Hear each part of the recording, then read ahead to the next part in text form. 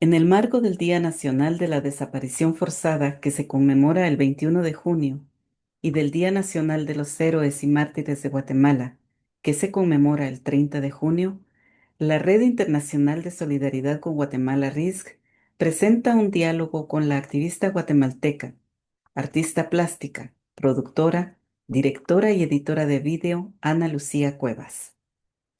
Ana Lucía compartirá con nosotros la historia de su exilio desde 1984, luego de que su hermano Carlos Cuevas fuera detenido y desaparecido por el gobierno militar de facto de Mejía Víctores. Ana Lucía nos hará un relato sobre su documental El eco del dolor de mucha gente, en el cual ella relata su regreso a Guatemala para la investigación de la desaparición de su hermano Carlos. En el documental, ella también recoge el testimonio de otras víctimas de la guerra en Guatemala. Este conversatorio será moderado por Noé Vázquez Reina. Noé es editore, literate y periodista dedicada al periodismo social y virtual con un enfoque de género y derechos humanos. Ha escrito cuento, poesía y novela, así como artículos en medios alternativos de la región. La Red Internacional de Solidaridad con Guatemala, RISC, ve este encuentro como una oportunidad para que los guatemaltecos y guatemaltecas reconozcan su pasado y preserven la memoria histórica para honrar a las víctimas y así poder construir juntos un futuro con dignidad, respeto, justicia y libertad. Gracias por acompañarnos. Los dejo ahora con Noé Vázquez Reina. Bueno, pues bienvenidas, bienvenidos, bienvenides a esta conversación con Ana Lucía Cuevas, donde vamos a explorar un poquito acerca no solo del documental, sino también de los temas alrededor del material que Ana Lucía nos presenta en el eco del dolor de mucha gente, ¿verdad? Para quienes están aquí conectados con nosotros y nos acompañan, pues les pedimos que puedan dejar sus comentarios en el chat que tenemos disponible para todos y ahí vamos a ir recogiendo las dudas o comentarios, ideas que quieran compartirnos, ¿sí? Para poder agilizar también y aprovechar el tiempo. Así que para empezar, esta primera parte quisiera que habláramos sobre el documental y que nos contaras, Ana Lucía, qué desafíos enfrentaste al documentar, pero también al contar una historia tan personal en un contexto que siempre ha sido de riesgo y de vigilancia en Guatemala, ¿verdad? Desde tu perspectiva como mujer cineasta y exiliada por ese mismo terrorismo de Estado. Sí, hola, buenas tardes a todos y muchísimas gracias por estarnos acompañando. Eh, es un honor realmente volver a estos espacios. El documental fue eh, terminado, la versión en español, que también hay una versión en inglés, en 2011. O sea que ya hace 14 años que lo terminamos y que terminamos el trabajo. Entonces, la verdad es de que esta pregunta es bastante extensa. Ahora trataré de resumirlo para que podamos cubrir muchas otras cosas. Obviamente, la, nosotros empezamos, empecé a regresar a Guatemala del exilio después de los acuerdos de paz, con muchísimo miedo al principio, porque, bueno, era lógico, ¿no? Después de todo lo que vivimos.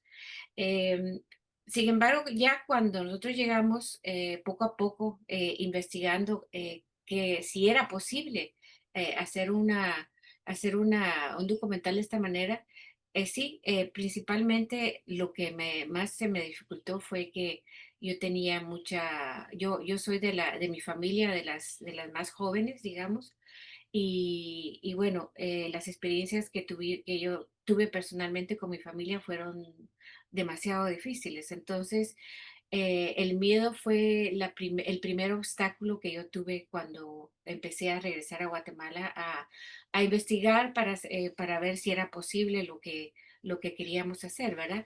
Yo desde que Carlos desapareció y mataron a mi cuñada Rosario, siempre tuve el deseo de contar nuestra historia desde nuestro punto de vista, ¿no? Porque por las situaciones, las condiciones que se vivían en el país, los que pudieron podían grabar y documentar lo que estaba pasando eran generalmente extranjeros. Y entonces yo quería muy así como muy fuertemente desde después de que sobre todo apareció lo que es el diario militar, contar la historia, decir lo que nosotros habíamos vivido, ¿no? Entonces, otra de los obstáculos que yo tuve al regresar, realmente muchos de esos fueron internos, ¿verdad? Una de las situaciones que se daban es que, bueno, yo soy una mujer mestiza de la ciudad y yo quería que lo que yo que lo que yo quería contar era un eco de lo que había pasado en todo el país, ¿verdad? Entonces, una de las retos que tuve fue el miedo que yo tenía de regresar y que, bueno, que la gente no quisiera hablar conmigo. Pues eso era un miedo muy grande que yo también tenía, ¿no? También hay que mencionar que la mayoría en ese momento, las cosas han cambiado mucho ahora. Hay que reafirmar. En ese momento, la verdad es que no había muchas mujeres que hubiesen emprendido viajes similares. ¿Por qué? Porque, bueno, había muchos retos técnicos, ¿no? El hecho de que nosotros íbamos a regresar, no sabíamos cómo estaba la condición de vigilancia, en particularmente contra nuestra familia, porque habíamos continuado con la búsqueda de la justicia. Y entonces teníamos que realmente viajar y llegar a Guatemala muy, eh, sin hacer mucho bombón, ¿verdad? O sea, con poco equipo y esas cosas, ¿no? Y en aquel entonces, hace 15 años, la tecnología todavía no estaba tan adelantada como está ahora. O sea, ahora con una camarita GoPro que se llama, podemos grabar en alta resolución y no necesitas llevar las cámaras grandes ni todo eso, ¿no? Entonces, uno de los retos, pero que no solo en ese momento, sino que incluso cuando yo empecé a estudiar cine, fue que generalmente todo lo que es técnico es dominado por los hombres, ¿no? Entonces, y de tal manera, cuando uno quiere como mujer hacer cosas, se encuentra muchas veces con que te dicen, los técnicos te dicen, no, eso no se puede hacer, que no sé qué, no sé cuánto, ¿no? Entonces, yo antes de empezar el documental, estudié todo lo que es la tecnología de compresión, de transferencia, como no sabíamos si en algún momento nos podían interceptar y quitar el material, pues entonces cómo hacer para comprimirlo de tal manera que en Guatemala todas las noches, cuando estábamos ya en la filmación, eh, hacer como un backup, una copia extra y subirlo también a a la internet arriba, ¿verdad? A nuestro almacenamiento. Y entonces todas estas cosas fueron combinadas, ¿verdad? Las cuestiones técnicas, las cuestiones personales del miedo que tenía yo personalmente en regresar, el enfrentamiento con una sociedad que no sabía cómo me iba a recibir, ¿verdad? Entonces, esos fueron los retos iniciales que tuve al empezar el documental. Sí, y bueno, supongo que era también como una mezcla de resguardarte también, no solo emocionalmente, sino también físicamente, y resguardar el trabajo que querías que después tuviera una meta, ¿no? Ujú. Y crees que ahorita, bueno, que si hay, aparte de esos obstáculos, sabemos que también ha habido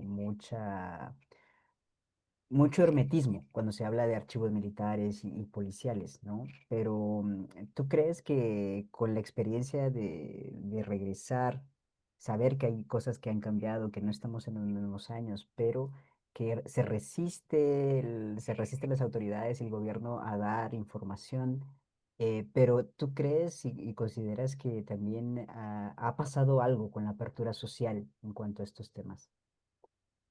Bueno, yo creo que sí, yo creo que sí. Obviamente los militares, ellos no han, a pesar de que era una de las condiciones de los acuerdos de paz, ¿verdad? La apertura de los archivos, esto no ha sucedido, no ha sucedido. Las cosas, la información que tenemos ha sido por casualidad. O sea, el encuentro del archivo histórico de la Policía Nacional fue por casualidad que se encontró, así como yo lo cuento en el documental.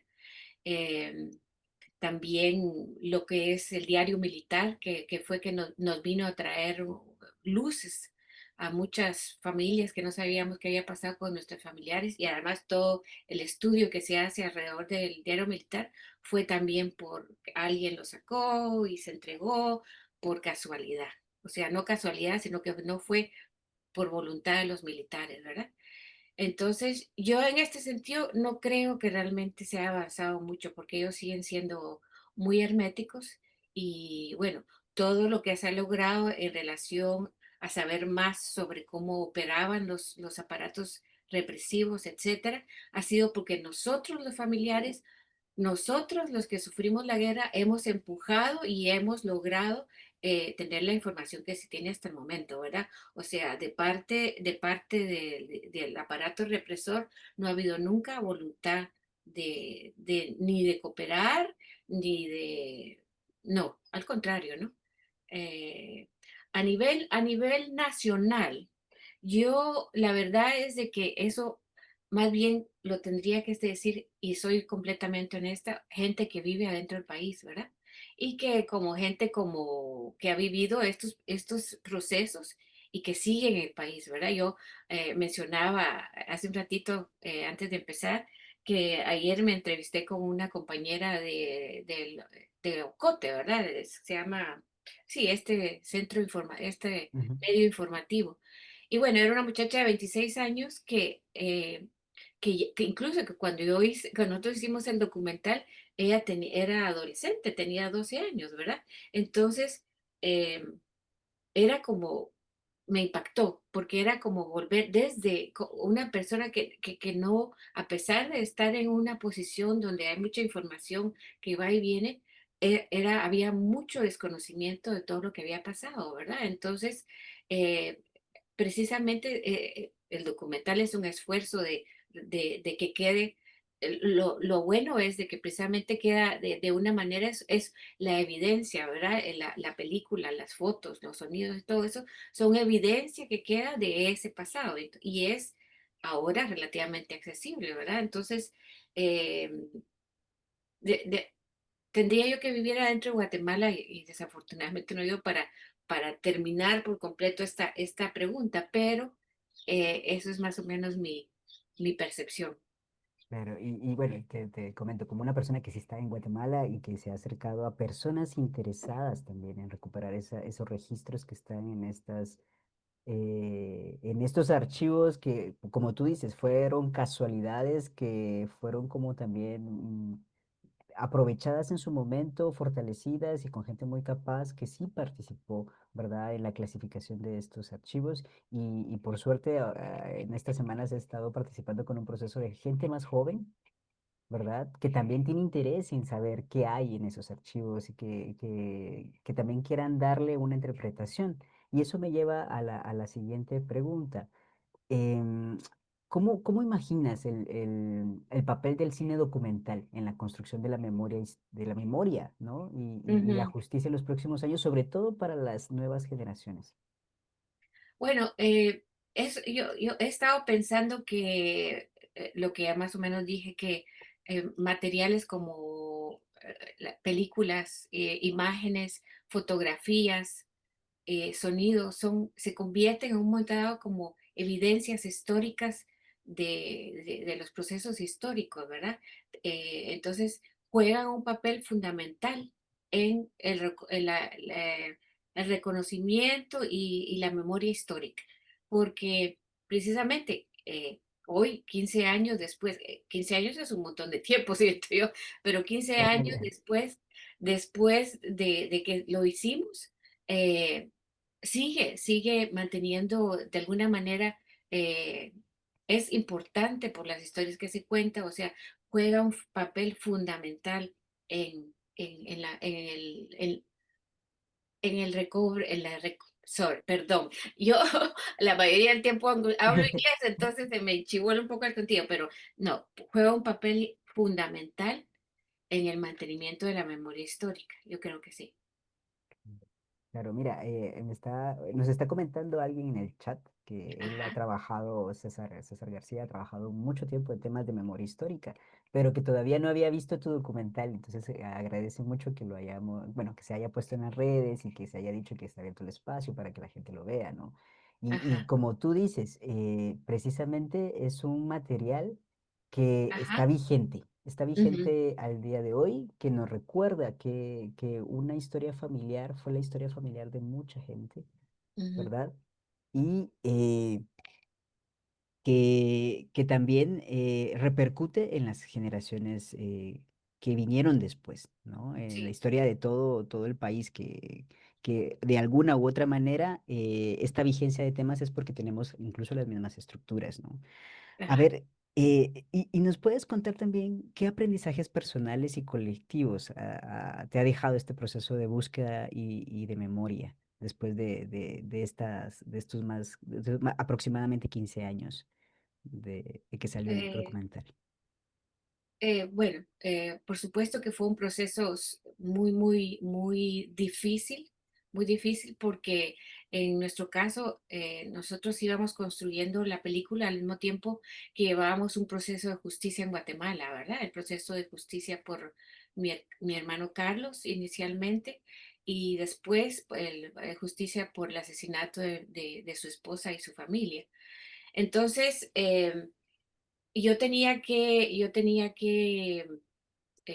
bueno, esto más bien fue uno de los retos que tuve, hacer de directora de cine al mismo tiempo que tenía que ser familiar en busca y dar mis declaraciones y reunirme con los abogados de la PDH y todo eso. Entonces fue un proceso muy intenso que al final, que al final, bueno, sentí que fue muy sanador también. Es como que la gran experiencia que me quedó. Fue un proceso muy sanador. Yo durante muchos años, antes de hacer el documental, tenía una serie de dudas, de problemas. Me enfrenté de cara a, a aquello que había dejado al monstruo, digamos, ¿no?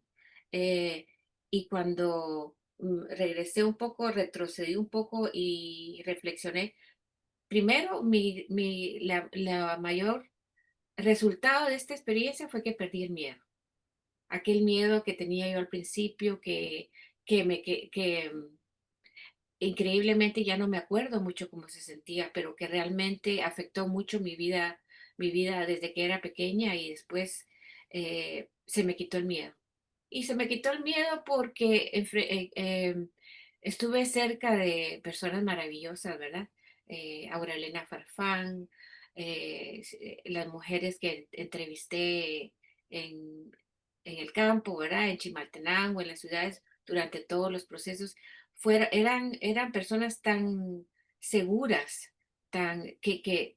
esa seguridad se me pasó así como por ósmosis y perdí el miedo, por un lado, y después pude como que cerrar de alguna manera el duelo porque yo sí, hasta hace 10 años vivía con el dolor demasiado abierto de lo que nos había pasado, ¿verdad? Particularmente de la desaparición de Carlos, porque éramos muy cercanos. Era un dolor así, eh, casi indescriptible. Pero después de eso, eh, quizá también jugó el papel de sanador porque sentí que habíamos hecho hasta todo lo que podíamos, no solo para el proceso de búsqueda de Carlos, sino que el transmitir nuestra experiencia, porque precisamente en honor a estos a nuestros familiares y a miles de gentes que murieron por el cambio, por querer el cambio en Guatemala, yo sentía que dejaba mi legado, o sea, no mi legado, que dejaba otra ayuda para que esa experiencia fuera asimilada por las siguientes generaciones, ¿verdad? Sí, y les queremos contar, pues con Ana Lucía hemos estado platicando sobre que la experiencia guatemalteca también, lamentablemente, son experiencias que se están viviendo en otros lugares. El más reciente o el más mediático es el que tenemos, lo que está pasando con Israel y bueno, Y Gaza. y Gaza, ¿verdad? Ujú. Ese genocidio que está siendo televisado, ¿verdad? Y también hablábamos sobre los traumas que eso genera en las sociedades humanas, ¿no? Entonces, me gustaría escucharte porque así como te veo y lo dices, ¿no? El compartir las experiencias con otras mujeres que vivieron estos traumas, a ti te dieron fuerza, ¿no? Sí, Y entonces también que nos cuentes un poco sobre ese impacto de los traumas desde lo personal, lo familiar y también en la comunidad. sí, eso es un tema bastante extenso, ¿verdad? Extenso porque es complejo y se viven de diferente manera desde de una familia a otra y así, ¿no? En mi caso, eh, los traumas que vivimos desde pequeños, porque, bueno, mi familia, mi padre siempre estuvo eh, formó parte de procesos democráticos que nos llevaron consecuencias a nosotros, ¿verdad? Como familia. Eh, entonces, ese trauma que nos provocó la represión, no solo yo he visto ahora que no solo se quedó en mí, sino que incluso se pasó pasa a las siguientes generaciones, ¿verdad? Yo lo he vivido con mi hija, mi única hija, que, bueno, nos ha costado mucho que ella tenga estabilidad psicológica porque le ha afectado muchísimo, no solo oír las historias de lo que pasó, sino que físicamente, bueno, por ejemplo, el hecho de que ella nació alrededor del tiempo en el que apareció el diario militar y entonces me costó muchísimo amamantarla porque bueno, obviamente el choque de saber de la aparición del diario para mí fue extraordinario, ¿verdad? Fue un evento muy impactante y mi hija tenía, ¿qué? Un mes de nacida. Entonces, como el estrés que yo tenía se lo pasé incluso en los momentos de amamantamiento, ¿verdad? Y todo lo que y eso es un ejemplo muy concreto. Y de una manera más amplia, precisamente sacando la experiencia de lo que yo viví conviviendo con las mujeres, que particularmente mujeres, porque eso así es. eh, lo que me transmitieron cuando yo viví con ellas en el proceso de hacer el documental, me quedó la experiencia de la importancia que es pasar nuestra experiencia personal. Y entonces yo te comentaba, Noé, que yo aquí, en donde vivo en Manchester, tengo mucho contacto con la diáspora de muchos países, ¿verdad? Particularmente yo he trabajado mucho con exiliados sirios y bueno, ellos hace como 6 años estuvieron muy interesados en el documental, hicimos una exhibición y bueno, se discutió mucho porque en ese momento no estaba lo peor, ya había pasado un poco de la crisis más fuerte en Siria, pero había muchas personas, había sobre todo mujeres que tenían familiares desaparecidos y que querían hablar conmigo y que entonces lo que me dijeron en ese momento fue que ellas también tomaban inspiración, inspiración en saber que la lucha, la búsqueda era larga, pero que sí se podía y que uno podía sobrevivir a ella. Porque muchas veces cuando uno también tiene esas experiencias, uno dice, se me acabó el mundo. O sea, bueno, en el caso de ellos tenían, porque es una guerra diferente, me encontré con una madre que tenía 5 o 6 hijos desaparecidos, ¿verdad? Entonces ha sido también, mi experiencia ha sido muy enriquecedora para poder entablar, para poder sostener a mucha gente, de verdad, porque incluso eh, ahora con el problema, no es conflicto, con la guerra de los israelíes contra Gaza, el genocidio israelí, eh, podemos puedo yo transmitir, porque muchas de las gentes que están aquí afuera es muy difícil, ¿verdad? Caen en depresión, es muy difícil estar afuera. Y entonces, de alguna manera, transmito mis experiencias de sobrevivencia como una persona que vivió una guerra así y que ya está un poco más alejada de ese conflicto, ¿verdad? Entonces, las experiencias han sido enriquecedoras para pasarlas a otros grupos culturales y del mundo, ¿verdad? Claro, claro. En Guatemala también yo desde hace unos años también como reflexiona uno más en que también la impunidad juega un papel importante y nos deja secuelas como sociedades, ¿no? Ujú, Entonces, cuando vemos que los procesos democráticos por los que muchas personas dieron sus vidas, ¿verdad? No alcanzan, no se consolidan en una sociedad como la nuestra y también en otros lugares del mundo. Esa impunidad a los hechos atroces que se cometieron también creo que permea en nuestros estados de ánimo, en nuestras propias palabras, incluso en cómo nos percibimos, ¿no? ujú. ¿Tú qué podrías opinar al respecto? Yo creo que eso es de las armas más poderosas que tienen los que están en el poder, ¿verdad? La impunidad, precisamente, porque al mismo tiempo de que vivimos en un sistema patriarcal desigual, eh, esto sirve para como un instrumento de opresión, ¿verdad? De poder, de manipulación.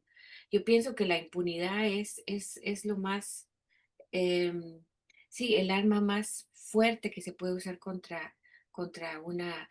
Y bueno, y en nuestro caso, específicamente sobre los graves violaciones de derechos humanos que hubieron en nuestro país. Y lo vemos también a nivel ahora actual, ¿verdad? Como ahora incluso los medios de comunicación juegan con esa impunidad, ¿verdad? Esa impunidad de que sabemos que Besos, el dueño de Amazon, se está casando en Venecia, Mm, eh, eh, eh, gastándose no sé cuánto, $300 millones y al mismo tiempo tenemos a los amigos que trabajan en Amazon y que no les pagan el salario mínimo. Eso es impunidad. mm, Entonces, en nuestra sociedad guatemalteca sigue siendo una gangrena que mm, se permea al- a todo nivel. Por eso es tan importante luchar contra ella. Y en el sentido de que, bueno, lo hemos visto con los casos de Ríos Montt, mm. ahora con el caso del general Lucas. Benedicto Lucas Ujú, García, en el que, bueno, esos procesos, los que hemos estado esos procesos han llevado años, años, han llevado lágrimas, dinero, eh, porque le digo, en nuestro caso fue lo mismo, ¿no? Y que de un momento dado no, se vuelve a empezar. Y le digo, la manera como es sobrevivido es que pienso, la historia es así. Y lo que nosotros estamos viendo ahorita es este fragmento de la historia. Si comparamos, si comparamos en lo que estamos ahora, a pesar de todos los retrocesos a nivel judicial, de lo que ha pasado en los juicios, no nos podemos comparar a como estábamos incluso hace 20 años. O sea, uno avanza un poquito y le retroceden, pero cuando te retroceden ellos no te pueden empujar hasta donde estabas. Entonces, vamos avanzando poco a poquito a pesar de todo. Y eso es la ventaja de los que tenemos ya 60 y pico años y hemos visto todo ese proceso, ¿verdad? Entonces, sabemos que tenemos retrocesos, pero que no nos van a callar y que en un momento dado, así como llegamos a ciertos puntos, los vamos a volver a joder, ¿verdad? Discúlpeme el lenguaje, pero así va a ser. Pues así nos han enseñado también todas las experiencias de las familias, ¿no? De Mm, las familias y los sobrevivientes de esta guerra interna en Guatemala, ujú, ¿verdad? Y es sí, cierto, o sea, cada caso que ahora intenta pasar esa barrera de justicia transicional ha tenido retrocesos increíbles, llenos de impunidad, llenos de corrupción, ¿verdad? Que ujú, también ha afectado este gran caso del diario militar. ujú, ¿Verdad? Tú, bueno, me gustaría que nos contaras, ¿no? Cuál es la importancia de no solo conocer, sino obtener justicia en un caso como el del diario? ujú. Eh, bueno, principalmente la importancia de tener justicia es porque los familiares han estado luchando por eso durante tantísimos años y a nivel social es porque precisamente es la lucha contra la impunidad, ¿verdad? Y si esos sujetos, si ese Estado que cometió esos crímenes de lesa humanidad, los miembros que lo cometieron están todavía vivos, tiene que haber accountabilidad, accountabilidad. Sí. Bueno, es que también pensaba que este caso del diario también es bien significativo cuando la represión y un genocidio, y es como que si englobara un genocidio político, ¿no? Esta participación política, esta disidencia ante el poder opresor, no solo opresor, sino casi terrorista, ¿no? Sí, Eh, eh, es un caso que evidencia que había una persecución política de hombres y mujeres que militaban por tener una sociedad distinta, ¿no? exacto. Hay Ujú, un eslogan que incluso las familias del diario quisieron poner en boga, ¿no? Que pensar distinto no es delito. ajá, Y eso lo seguimos viendo que quieren utilizar ese falso discurso para colocar castigo y penas a quien se opone, porque la ujú, oposición también está pensada en forma muy binaria, ujú, muy blanco o negro, ¿verdad? ujú, ujú, Entonces, también quisiéramos como recordar ese trabajo que han hecho los familiares que se han ujú, organizado y que ujú, han tenido, como tú dices, sí ha habido logros y creo que también recordarlos es importante, ¿verdad? ujú, ujú, Entonces, ya mencionábamos al principio que hay organizaciones que han estado luchando durante mucho tiempo ujú, porque estos casos lleguen a un buen término, ¿verdad? ujú, Y otras organizaciones que han apoyado con otros recursos, ya sea forenses o de otro tipo, para que estos casos también sean casos presentados de una manera sólida, ¿no? Que esa verdad no ujú, sea cuestionada. ujú. ¿Qué nos podrías decir alrededor de eso? Bueno, actualmente se vive en Guatemala una ola de represión contra eh, los, la gente que trabaja con derechos humanos. Hay mucha gente en el exilio en Estados Unidos y yo creo que el hecho de que se busque justicia por de hechos que pasaron en el pasado, eh, sienta un precedente, porque se quiere decir que en esa sociedad el delito que estás cometiendo hoy eh, puede ser que mañana te, te juzguen por eso. O sea, es como si ese precedente nos ayuda en el presente para eso, eh, para que los delitos que se están cometiendo ahora contra la población en el futuro se puedan, es posible que la gente que responsable sea juzgada, ¿verdad? Ujú. Sí, sí. Aquí vamos a leer un par de comentarios. Uno, pues, es de la familia Molina Thyssen, que si nos dice, y recuerdan que las familias dicen, no vamos a bajar los brazos. Pero hay también otro comentario que nos menciona que hay una preocupación latente en los activistas de derechos humanos y sectores de la sociedad civil que trabajan en la memoria histórica porque recientemente se ha negado el acceso al material del archivo histórico de la policía, ¿verdad? Mm, Que se mm, trasladó en una cuestión administrativa al Ministerio de Cultura y deportes, y pues sí, se está negando el acceso a estos archivos que son parte, los archivos también van a ser parte de la sociedad, ¿no? Y la mm, sociedad misma tiene el derecho de buscar ahí información de mm, cualquier tipo para cualquier, pues, estudio mm, o cualquier meta que se tenga con eso, ¿verdad? mm, Em, a ver, también mencionábamos cuando estábamos preparando este pequeño conversatorio sobre estos avances sustanciales en el acceso a la verdad y la justicia para las familias, especialmente para la familia de las personas detenidas desaparecidas en Guatemala. ¿Qué nos puedes decir sobre estos avances? Porque también a veces pensamos que cambiar los discursos es importante, ¿verdad? A veces nos quedamos en el dolor o en el miedo o en el trauma o en el silencio, pero también hay que hablar de los avances como algo que nos motive a ir ujú, hacia adelante. ujú. Sí, y es un poco lo que yo mencionaba antes, ¿verdad?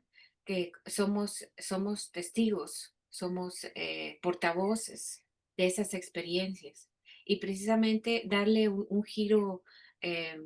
un giro es difícil, pues, es difícil porque realmente se siguen viviendo secuelas de lo que se pasó, ¿verdad? No, pero enfatizar la, eh, las luchas que las luchas que se han llevado y la, precisamente la importancia, el valor de esas luchas, ¿verdad? Y bueno, eso sería. Ujú, Sí, y también ahorita escuchándote, también pensaba en organizaciones como el Grupo de Apoyo Mutuo, que fueron los ujú, primeros que históricamente, cuando vemos el documental, ahí están ujú, haciendo manifestaciones, ujú, haciendo huelgas frente al palacio, ¿no? ujú, Conformado por hombres y mujeres, sobre todo mujeres. ujú, También después surge Fandewa, que hasta la fecha pues sigue ahí impulsando casos de este tipo. ujú, También tenemos a la FAPG, ¿verdad? Que ujú, son estas organizaciones que han apoyado a que ese acceso a la verdad sea más tangible, ¿verdad? ujú, Así que siempre les exhortamos a todos a que sigan pues apoyándolas solidariamente en el trabajo que realizan. sí. Em, y bueno, a ver, si, como ya hablamos un poco de esta transferencia de experiencias y cómo han respondido gente de otros lugares que han vivido conflictos parecidos, entiendo que tu documental también ha sido llevado a comunidades rurales o centros educativos, ¿no? O espacios Ujú. de otro tipo. Y a ver, ¿qué nos podrías contar sobre estos espacios más específicos? Sí, inicialmente, porque cuando nosotros terminamos el documental coincidió con que Pérez Molina llegaba otra vez al poder, no otra vez, llegaba al poder. Entonces, nosotros eh, tomamos estrategias diferentes digamos, que un documental así lleva, ¿no?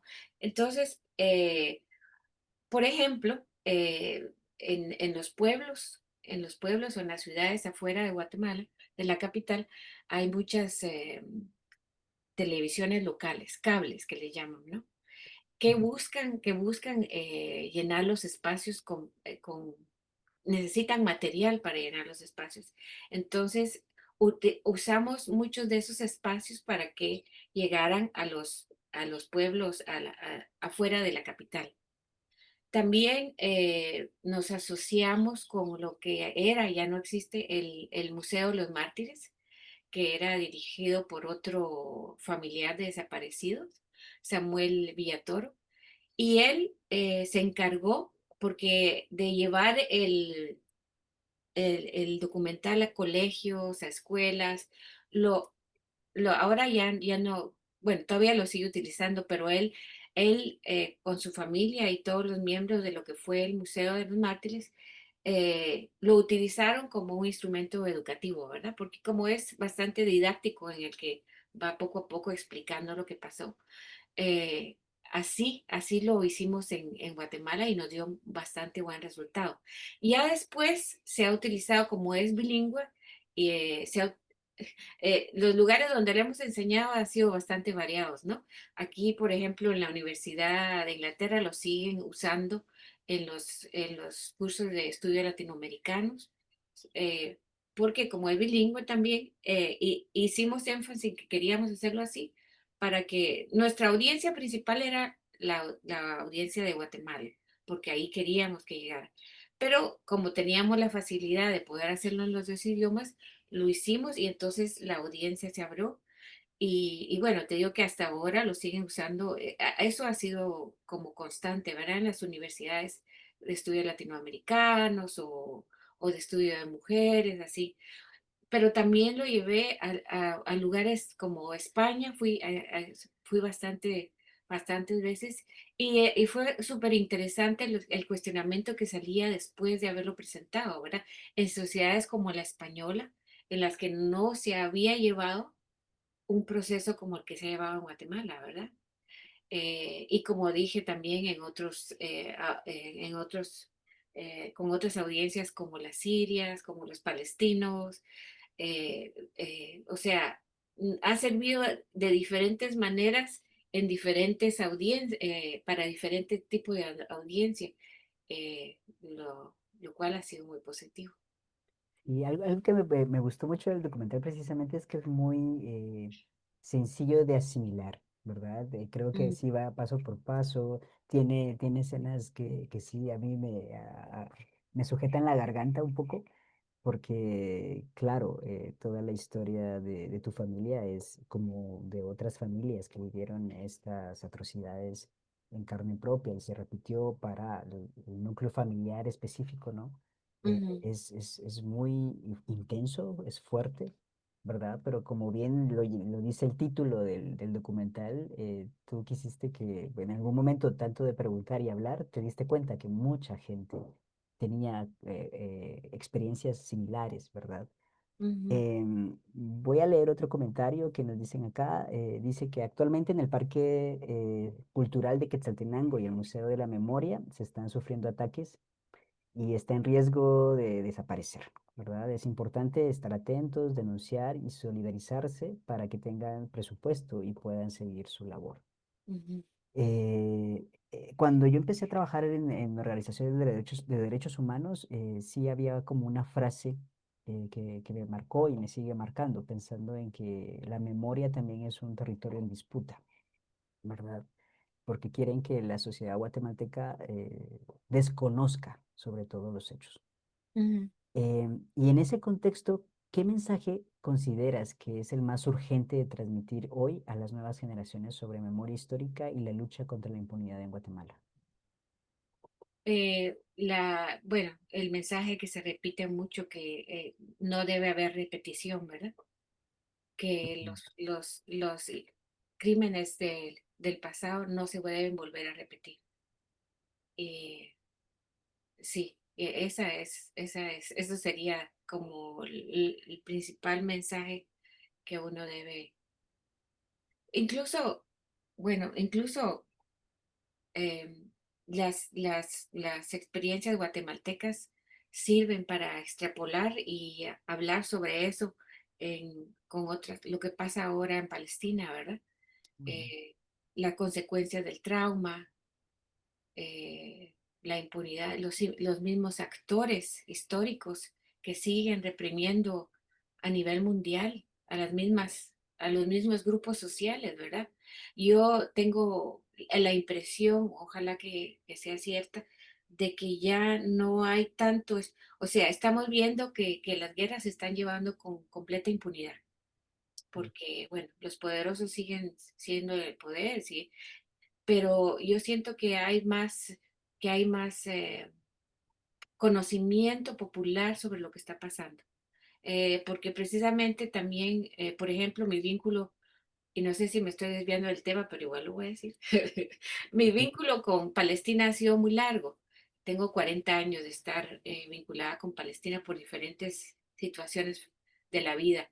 Y entonces ahí uno puede ver cómo realmente eh, sí, las experiencias que uno ha vivido pueden ayudar a esas sociedades para que no se vuelvan a repetir. Desafortunadamente estamos viendo que los que están en el poder vuelven a cometer las mismas atrocidades, ¿verdad? Pero yo tengo la esperanza de que mientras más sepamos de lo que está pasando, nos resistamos a ello. Sí, sí, sí. Y vieras que a veces también pensamos que a los jóvenes no les interesa, que no están atentos a lo que sucede, ¿verdad? Pero ayer en la Marcha del Orgullo en Guatemala había muchos chicos con pancartas y había chicos con banderas de Palestina, por ejemplo, ¿verdad? Ujú, Cuando un movimiento se politiza y hay interés, ¿no? A veces también creo que hacemos un poco de lado el interés que los mismos jóvenes puedan tener sobre estos temas, ujú, ¿verdad? Y ujú. lastimosamente es cierto, te sientas con un grupo de jóvenes y desconocen mucho de su propia historia, pero no es que no quieran aprender, Ujú, ¿verdad? Que son dos cosas distintas. Una, que el sistema oculte la historia y el otro lado, que los chicos también quieran aprender y conocer e involucrarse, ¿verdad?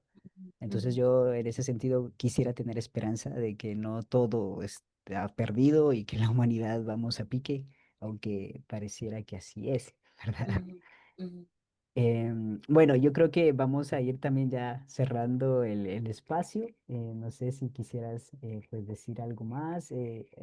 Seguimos recibiendo sus comentarios o preguntas aquí en el chat para quienes todavía quieren participar o preguntarle algo directamente a Ana Lucía. Eh, ujú. Aquí vamos a dar unos minutitos mientras pues le recordamos que este documental está siendo grabado y para que ustedes también puedan compartir esta pequeña conversación y que el documental todavía va a estar disponible en línea, ¿verdad? El documental está siempre disponible en Ah, línea, ok. siempre. Está abierto en el sitio de web que se llama www.elecodeldolor.com. Es facilito, www.elecodeldolor.com, y ahí no solo tienen el documental en español y en inglés, sino que también tienen todo el material que recolectamos durante la investigación. Eh, lo puede, por favor, úsenlo y reúsenlo y divúlganlo, porque precisamente esos son nuestros instrumentos para poder seguir en nuestra búsqueda de justicia, ¿verdad? Aquí veo dos manitas, Noé. Sí, tenemos dos manitas. No sé si sus intervenciones van a ser breves, les abrimos el micrófono, pero para si no pueden dejar su comentario, su pregunta en el chat. Aquí voy a leer un comentario antes. Dice, no es la primera vez que Israel participa en la violación de derechos humanos. Eso nos recuerda también la historia de Israel ligada a la historia de Guatemala, ¿verdad? Y Ujú, que Israel proporcionó fusiles Galil y tanques al ujú. ejército de Guatemala, ¿verdad? El caso de Gaza es el más reciente, pero no es el único. Fuimos el Eh, laboratorio de los israelitas. exacto. Entonces, voy a darle lectura a uno de los comentarios y le dejo la palabra a Clara. Solo voy a leer. Dice, ¿qué posibilidad hay de que dentro de los cursos de historia de Guatemala se pudiera incluir datos sobre esto? Pues muchas personas están ajenas a los hechos. ¿Qué le podrías contestar? Nosotros lo incluimos en nuestra petición, en nuestras exigencias, nuestras demandas que hicimos cuando firmamos un acuerdo amistoso con el gobierno de Guatemala. Incluso el material ya estaba hecho porque el documental ya estaba hecho, ¿no? Incluso hay una guía que puede ir con el documental. Estas iniciativas son muy difíciles realmente si no es eh, una iniciativa que venga desde el Estado, que ahora pues hay una ministra de Educación un poco más abierta, ¿verdad? Entonces, sí, eso se podría plantear, pero en mi experiencia es un poco difícil que esto suceda. Tiene que ser eh, afuera de la educación formal. Claro. O dentro de la educación formal también intencionar que este material también lo puedan utilizar dentro de sus clases, ¿verdad? Exacto. Ok, voy a darle la palabra a Clara. Bueno, muchas gracias. Buenas tardes a todos y a cada uno. Ana Lucía, te saluda Clara. Yo soy parte del colectivo de la Zona Encendida. Estamos levantando el proyecto del Museo de la Memoria en la antigua zona militar de Quetzaltenango y hemos estado librando pues diferentes peleas, luchas Ujú. para mantener el espacio abierto. Actualmente, pues hay un riesgo latente de que un grupo privado de empresarios tome el espacio y cierre el proyecto, ¿verdad? Este proyecto está hecho con esfuerzos de voluntarios como yo, ¿verdad? Parte del equipo, bueno, somos ahí poquitos los que estamos involucrando a estudiantes de criminalística, ciencias forenses, ¿verdad? Para que nos ayuden a expandir el museo. Ahí la compañera pues había escrito que sí, estamos ahí en una digna resistencia para mantener el espacio. Y nos ayudaría muchísimo si nos ayudaras tú desde tus frentes eh, a hacer visible esta lucha y esta resistencia que se está librando. Eh, porque creemos que, bueno, la cooperación internacional nos ha ayudado y otros colectivos, hijos, Fandewa, UDFEWA, que se han acercado a nosotros a acuerpar estas luchas. Así que te agradecería muchísimo, muchísimo si nos ayudaras, pues, y gracias también por tener el documental accesible en el internet. Eh, ya lo vi y pues desde el museo pues nos solidarizamos con todas las víctimas y con todos los familiares y sobrevivientes del conflicto armado interno. Muchísimas gracias, Ana Lucía, y mucho gusto de conocerte. Gracias, Gracias Clara. a ti, gracias a ti, Clara. Solo voy a decirle que sí, cuenten con mi apoyo, cuenten con mi apoyo y que ahí estaré pendiente de en lo que podamos apoyar, ¿verdad? Ok, le dejo la palabra a Hugo. Bueno, muchas gracias. Mi intención es enviarle un abrazo grande, solidario y muy agradecido a Ana Lucía, a su familia y a todas las personas que veo en esta pantalla que mantienen la lucha por la memoria. Hay varios esfuerzos que confluyen aquí en este grupo y es una lucha que ciertamente trasciende las fronteras de la tierra que nos vio nacer. Quiero muy brevemente compartirles que el trabajo de Ana Lucía fue profundamente conmovedor para muchos de nosotros o todos los que lo hemos visto y compartido.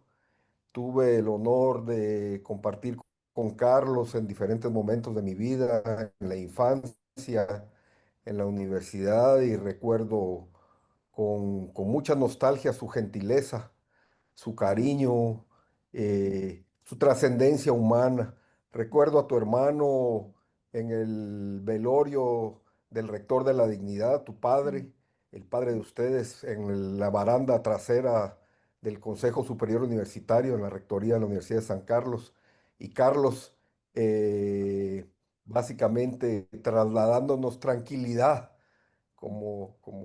en el velorio de su propio padre, trasladándonos tranquilidad a quienes estábamos con esa tristeza en aquel lugar.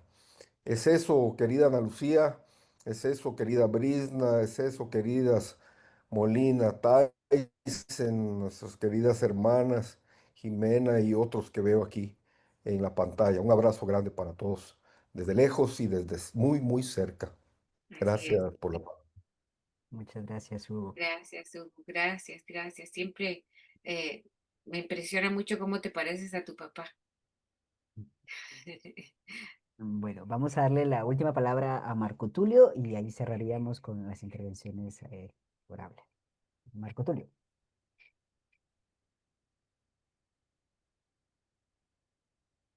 ¿Estás ahí por ahí? A ver, ¿me escuchan? Te escuchamos. Sí, yo solo quería comentar, ¿verdad? Que yo no conozco a Lucía, pero conocí a Rosario y a Carlos, y que yo hacía en los comentarios que una cosa que a mí me impactó fue que cuando secuestran a Dora Clemencia Smitia, que fue mi esposa, este, al poco tiempo yo vi pasar a Carlos y a Rosario.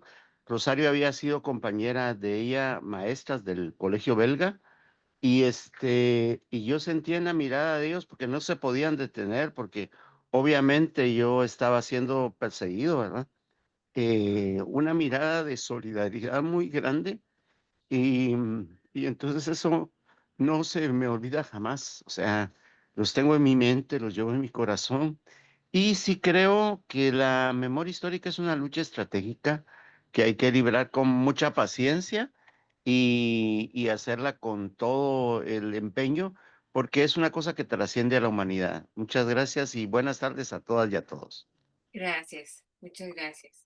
Muchas gracias, Marco Tulio. Bueno, aquí tenemos un par de comentarios más que, pues César nos recuerda que el Congreso de la República también tiene un mandato para que temas del conflicto armado interno sean también incluidos en el currículo nacional base, ¿verdad? Y también recordar el Día de la Dignidad de las Víctimas. Y también nos recuerda que pues en el tema de educación a veces los factores son muy distintos, pero participan tanto la voluntad política, la libertad de cátedra y la capacitación de docentes. Entonces, bueno, ya con eso pues vamos a ir cerrando el mensaje. Mandan saludos a Ana Lucía. Bueno, pues muchísimas gracias a quienes estuvieron conectados y acompañándonos en directo. Este video pues se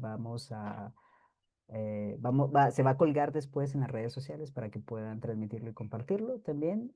Recordamos que este 30 de junio aquí y para nosotros no es el Día del Ejército, sino el Día de la Dignidad de los mártires y de las víctimas y de los que llamamos también héroes, ¿verdad?